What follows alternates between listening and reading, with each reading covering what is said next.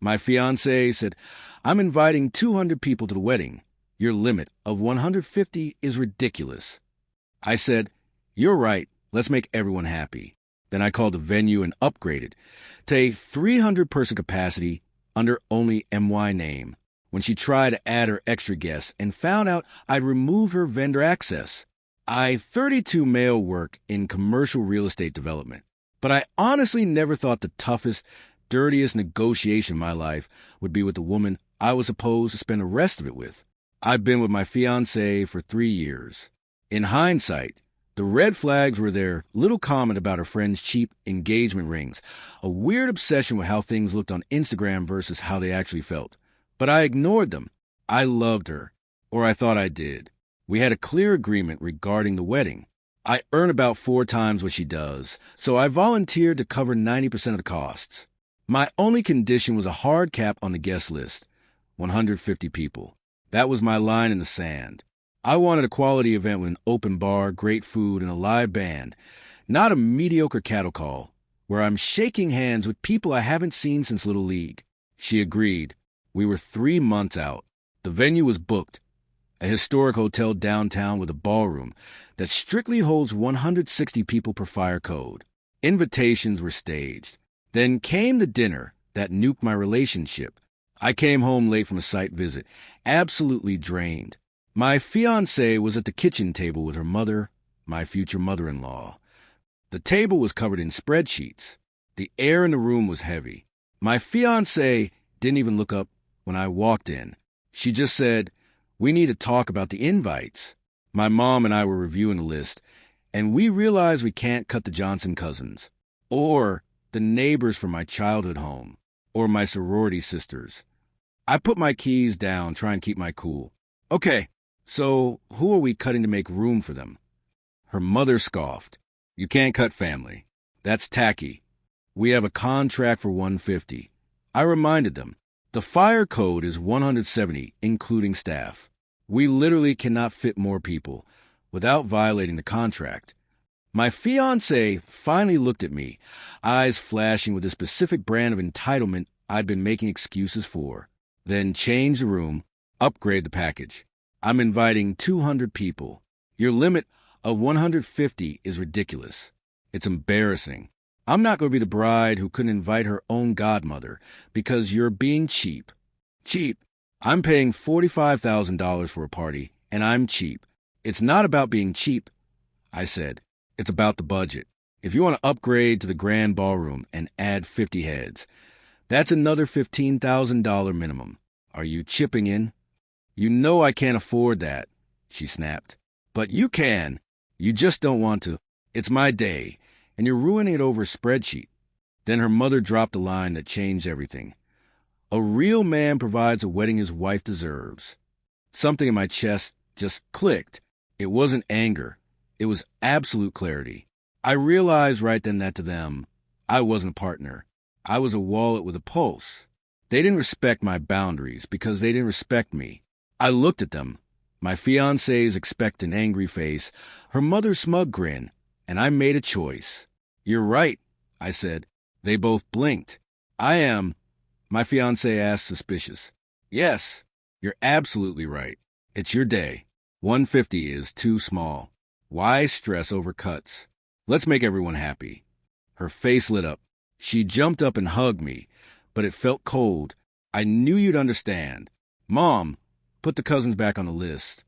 The next morning, I called the venue coordinator, Sarah. I told her we needed to upgrade to the grand ballroom, the one with a 300-person capacity. Sarah was surprised but happy to take the money. I told her I was covering the upgrade costs up front. But I had a condition. I needed the contract updated to be solely in my name, and I needed exclusive administrative access to the planning portal. I spun it as one and handled the stress for my fiancé as a surprise. Sarah agreed. I signed the digital doc, paid the deposit, and changed the password. I let them enjoy their victory for 3 days. My fiancé was manic, adding people left and right. Then she tried to log into the venue portal to upload her new 200-person seating chart. I was at work when my phone blew up. Text calls. Finally, I answered. "What is going on?" she screamed. I'm on with Sarah, and she says she can't talk to me. She says I'm not authorized on the account. Calm down, I said, leaning back in my chair. I upgraded the package, just like you wanted. But since I'm paying for the upgrade and the original wedding and the bar, I decided to structure the contract to reflect that. The event is 100% under my control now. You can't do that. I can, and I did. Also, I saw your new guest list. 215 people? I'm looking at my guest list, and I'm thinking of making some changes too. I don't really want to pay for your second cousin, who insulted me at Christmas. So, I'm exercising my right as the sole contract holder to veto them. You're bluffing, she hissed. You wouldn't embarrass me. Try me. I hung up. I knew she would retaliate, but I didn't expect her to commit a crime. 2 hours later, I got a notification from our joint bank account, the one for household bills, not the wedding, a withdrawal of $5,000. She had drained the emergency fund. I called her, straight to voicemail, then a text. Since you're controlling the venue, I'm securing the other vendors myself. Don't worry about it. She was trying to bypass my blockade by throwing our rent money at florists. I left work, drove to the bank, and removed myself from the joint account. I froze my contributions and opened a new individual account. When I got home, it was a war zone. Her father was there, lecturing me about being unreasonable. Did she tell you she stole $5,000 from our rent fund? I asked him. She said she needed a deposit because you were holding fund hostage. He defended. I'm paying for the wedding. I said. She took money meant for mortgage. That's theft. My fiancée walked in, arms crossed. It's our money. We're getting married. What's yours is mine. Not yet it isn't, I said. Her mother stepped in then, threatening me. We have family coming from all over the country. If you cancel or embarrass us, you'll regret it. We can make things very difficult for you. That was the moment I decided I wasn't just canceling. I was going to teach them a lesson they would never forget. The next few weeks were a masterclass in manipulation. I started getting emails from random vendors, videographers, vintage car rentals, that she was booking in my name but with her phone number. She was racking up invoices she expected me to pay on the day of. But the worst was the smear campaign. Mutual friends started texting me, asking why I was being financially abusive. She posted vague Facebook statuses about narcissists and controlling men, and her 200 guests were in the comments validating her victimhood. I went to my lawyer friend, Mike. He told me that since the venue contract was in my name and the deposits were from my personal account, I could do whatever I wanted with the event.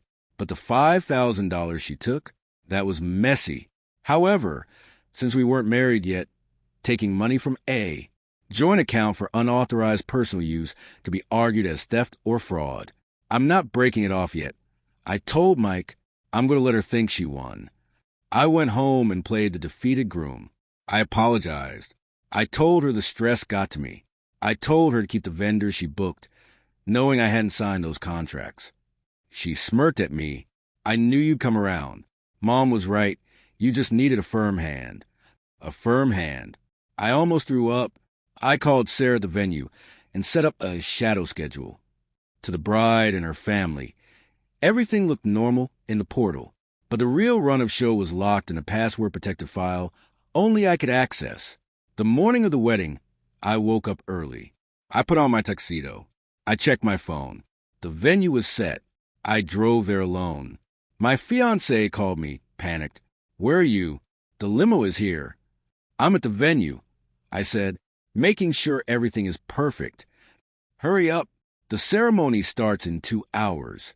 Don't worry, I said. I wouldn't miss this show for the world. The guests started arriving at 3 p.m. I watched from the balcony of the bridal suite, which I had reserved for myself, leaving the bridal party in the cramped conference room downstairs. I saw the crowd swell to 200 people. I recognized maybe 30.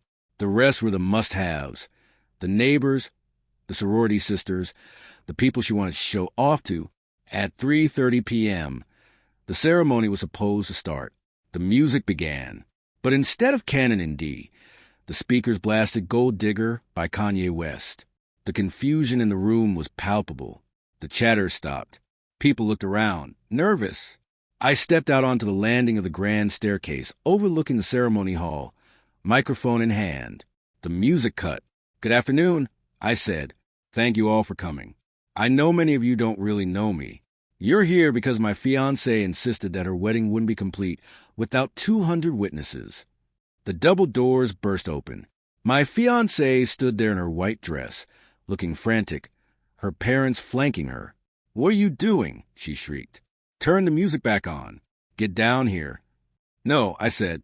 "I don't think I will." I looked at the crowd. "You see, there isn't going to be a wedding today. Not a legal one. I canceled the officiant yesterday." Gasps. Someone shouted, "Is this a joke?"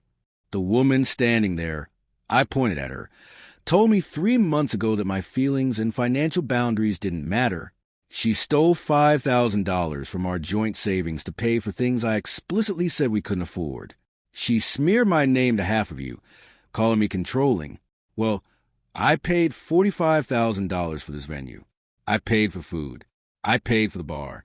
And since I paid for it, I'm going to enjoy it. This is no longer a wedding reception. It is now the I dodged a bullet party. Her father charged up the stairs. 2 security guards, off-duty cops I'd hired, stepped in his path. "This is a private event," I said into the mic. "The contract is in my name. Sit down." My fiancée was sobbing now, mascara running.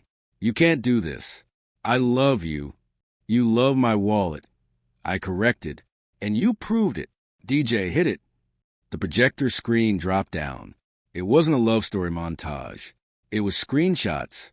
Slide 1. Her text to her best friend. "He's such a tightwad. I'm just going to use the joint account.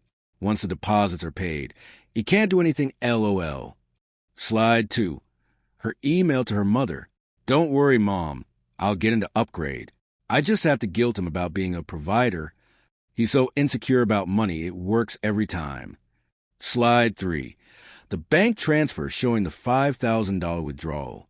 "That," I said, pointing to the screen, "is fraud. And in case you're wondering, I've already filed a police report regarding the theft of funds. Since we aren't married, that's just stealing." She screamed, a primal sound of pure rage.